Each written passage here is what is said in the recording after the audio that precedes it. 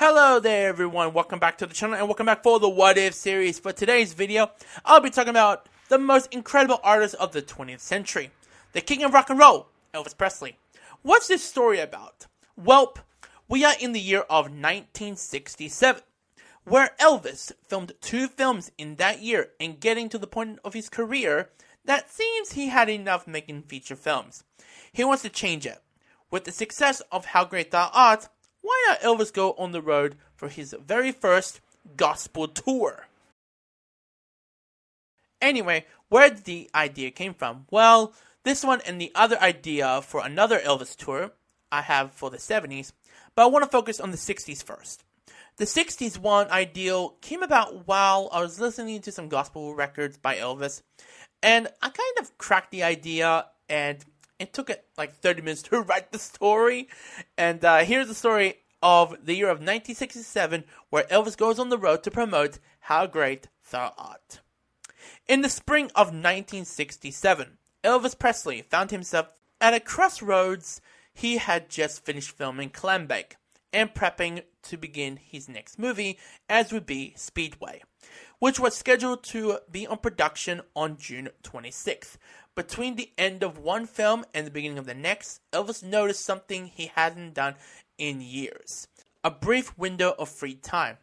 At the same time, his newly released gospel album, How Great Thou Art, was receiving widespread critically acclaimed. The album was being praised for its heartfelt performance and reminded everyone just how deeply Elvis loved gospel music. Seeing the opportunity, Elvis approaches to the Colonel Tom Parker, with the simply request, "I want to go back on the road," Elvis said. The Colonel immediately refused. But in Colonel's mind is touring was only worthwhile if it was promoting Elvis's movies and made the biggest possible profit. But a gospel tour? Elvis believed it. But would do either? Who knows? Not long afterwards, RCA contacted Elvis to ask how he wanted to promote How Great Thou Art. Without a moment's hesitation, Elvis answered, "Back on the road." The execs at RCA assumed Elvis meant a traditional rock and roll tour to promote his recent films, Easy Come Easy Go, and at the time is the recent is Double Trouble. Unknowing to Elvis, Colonel encouraged the idea, helping RCA plan a concert tour built around Elvis's movie image rather than a gospel music Elvis he ever wanted. In March of 67, RCA officially announced Elvis's first concert tour since 1961. Fans across the US were thrilled. Teenagers expected to see the familiar movie star Elvis performing rock and roll hits while promoting his recent films. Posters featured Easy Come Easy Go and Double Trouble, reinforcing that expectation. The following day, while Elvis is taking a break from filming Clambake, Elvis learned the details of the announcement. He was furious. He confronted the Colonel. He says, "This isn't what I asked for. I don't want a rock and roll show. I want a gospel tour." Elvis then contacted RCA himself and explained the misunderstanding had come from the Colonel's plan rather than his own wishes. He made it clear, and he wanted the concerts to celebrate the How Great Thou Art album and the music that he always wanted to do, and do like a proper tour. Elvis initially wants to perform in smaller venues instead of larger arenas. He wanted the audience to experience the music in a more intimate setting. The Colonel objected it, arguing that bigger venues meant bigger profits, while RCA found itself caught between its biggest star and his longtime manager. For several weeks, the three sides negotiated. Finally, in early April 1967, an agreement was reached, and it gave the Colonel in one condition. He says, "All right, Elvis," he says, "you can have your gospel tour, but don't expect to make the kind of money a rock and roll tour would."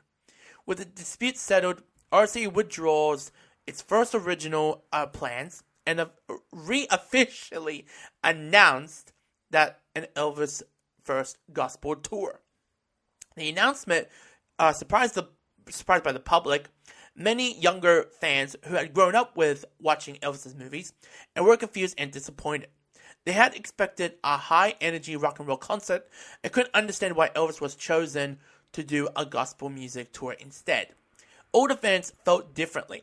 They remembered the success of his Hand in Mind in 1960 and understood how important gospel music had always been to Elvis.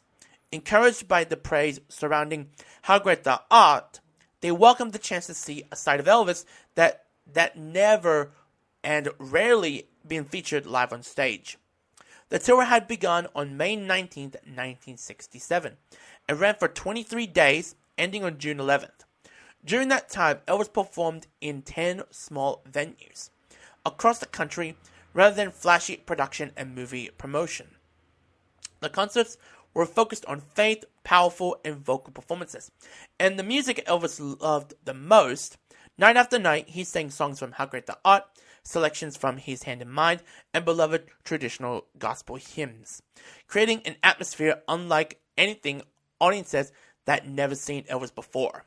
Although the Colonel had predicted the tour would not be a financial success, Elvis considers as one of the most rewarding experiences in his career. For the first time in years, he was performing the music he truly wanted to sing. Now, here is the set list for the tour. So we start off with the choir, starting the show with Where No One Stands Alone. Then Peace in the Valley, Take My Hand, His Hand in Mind, We Call on Him, In My Father's House, Milky White Way, So High, Run On, Crying in the Chapel, I Believe, How Great Thou Art, and finally, You'll Never Walk Alone. Just 15 days after the final concert on June 26, 1967, Elvis reported to the set of Speedway. Cast and crew noticed a different mood. He wore a genuine smile, carried a renewed confidence, and seemed happier than he had in years. At last, he had achieved something he had long wanted. A concert tour built not around Hollywood or commercial expansions, but around gospel music that always been closest to his heart. So that is it for the What If series. Hope you all enjoy. Comment, like, and subscribe. If y'all haven't subscribed to me yet, you will miss out any content I'll be putting out. And hit the notification bell if y'all haven't done it yet. Please do so. Take care of yourselves and see y'all next time.